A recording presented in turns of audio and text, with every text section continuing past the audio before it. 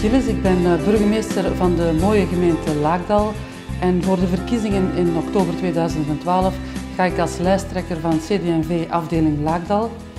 Graag wil ik de lopende projecten verder zetten in de volgende legislatuur. Ze gaan vooral over dorpskernversterking en over ontmoetingsruimte voor heel veel mensen. En hiertoe staat er een hele nieuwe, frisse, jonge ploeg klaar binnen onze afdeling CD&V Laakdal die graag op uw steun willen rekenen. Dank u.